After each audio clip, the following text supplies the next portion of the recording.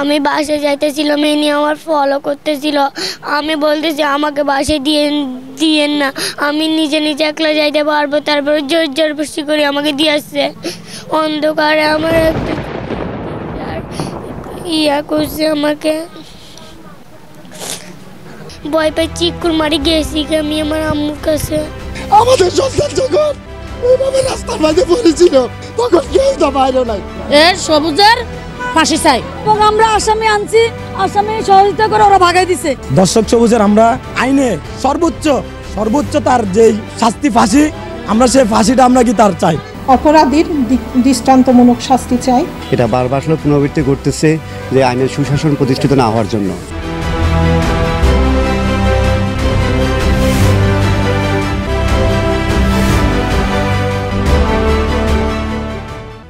আসামি ঘুরতেছে, আমি চাই যাতে পুলিশরা আসামিকে ধরুক। আর আমি চাই ও যে করছে আমার মেয়ের সাথে আমি ওনার ফাঁসি চাই। কান্না জর্জরিত কণ্ঠের এই আর্তনাদ কি পাবে ন্যায় বিচার? অবুঝ কন্যা শিশুর উপর আক্রমণ করা হিংস্র হাতের হাতে কি লাগবে হাত করা? নানা প্রশ্নের উত্তর যেন নেই কারো কাছে। সারা দেশে বিভিন্ন সময় ধর্ষকের শাস্তির দাবি জানিয়ে হয়েছে আন্দোলন, কিন্তু এর শেষ কোথায়?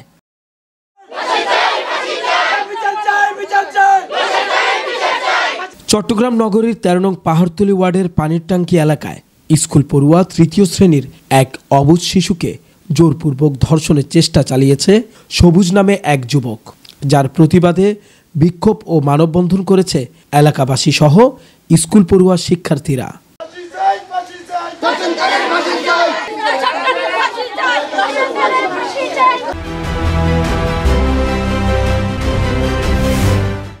মানববন্ধনে অংশগ্রহণ করা প্রত্যেক নারী পুরুষ অভিযুক্ত সবুজের দৃষ্টান্তমূলক শাস্তি চায়। আমি একটা নারীর জন্য, একটা শিশু বাচ্চার জন্য, আমারও আমার মেয়ে দিছে, আল্লাহ সন্তান দিছে, আমি সবার মেয়ের জন্য আমি একটা আমার কাছে আইনপত্রী বিচার চাই, এর সবুজের ফাঁসি চাই। আমি ওর এরকম চাই যেন ওর ফাঁসি হোক, আর যারা সহযোগিতা করছে ওদেরও বিচার চাই। ওদের সাথে বাচ্চা আছে। এখন বাংলাদেশে শিশু নির্যাতন যে হারে বাড়ছে, সেই প্রেক্ষাপটে এই ধর্ষককারীকে আমরা চাই প্রশাসনের সহযোগিতা চাই সবচেয়ে বেশি। এই ধর্ষককারী এর আগেও সে 4 নম্বর লাইনে থাকে, সেখান থেকে আমরা যখন তাকে ধরতে গিয়েছিলাম সেখান থেকে আমাদেরকে জানানো হয়েছে সে আরও 1 সপ্তাহ আগে আরেকটি বাচ্চার সাথে এরকম একটা ঘটনা ঘটানোর চেষ্টা করেছিল। সেই প্রেক্ষাপটে আমরা তার উপযুক্ত শাস্তি চাই। ওর নাম হচ্ছে সবুজ, ওর বাবার নাম হচ্ছে যে বুলু। দর্শক সবুজের আমরা আইনে সর্বোচ্চ তার যেই শাস্তি ফাঁসি, আমরা সেই ফাঁসিটা আমরা কি তার চাই। ন্যায় বিচার চেয়ে আইনের আশ্রয় নেওয়ায় নিরাপত্তাহীনতায় ভুগছে ভুক্তভোগী শিশুর স্বজনেরা। এবং আমরা আসামি আনছি, আসামি সহযোগিতা করে ওরা ভাগাই দিছে। এখন ওরা পলাতক রাখছে, ওরা আসামির সাথে দেখা করে, ওরা আসামির সাথে খানা দানা দিয়ে আসে, কাপড় চোপড় দিয়ে আসে, যোগাযোগ আছে ওদের। আমি মা হয়ে আমি বলতেছি আমার নিষ্পাপ শিশু, ও কিছু বুঝ না, ও বের হইতে পারে না বাইরে থেকে। ওরা নির্যাতন করে, যারা ভাগানোর চেষ্টা করছে ওরা লাফালাফি করে, পালাপারি করে। আমি এগুলোর জন্য আমি ফাঁসি চাই। হ্যাঁ, হুমকি দিচ্ছে, ভয় দেখাইতেছে, মারামারি করতেছে। কালকেও ঘটনা হয়েছে, আমাদের কাছে প্রমাণ আছে। ওরা যে অবস্থা করতেছে, আমার মেয়ে বাইরে হতে পারতেছে না, আমরা বের হতে পারতেছি না।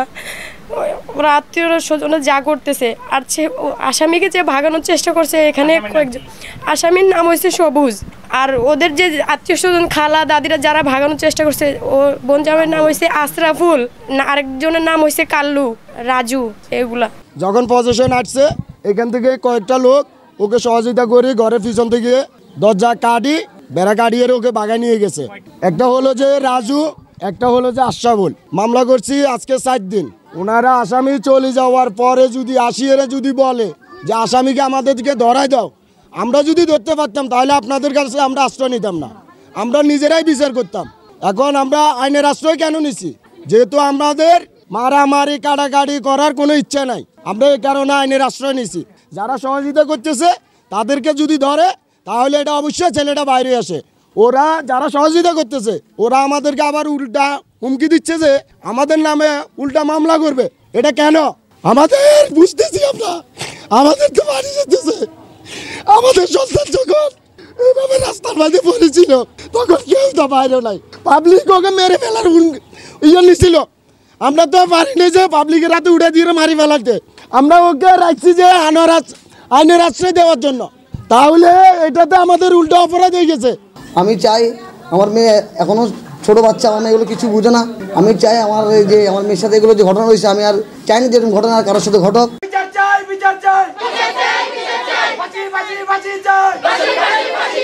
আইনের সুশাসন প্রতিষ্ঠিত না থাকায় এই ধরনের ঘটনার পুনরাবৃত্তি ঘটছে বলে মন্তব্য করছেন সুশীল সমাজ।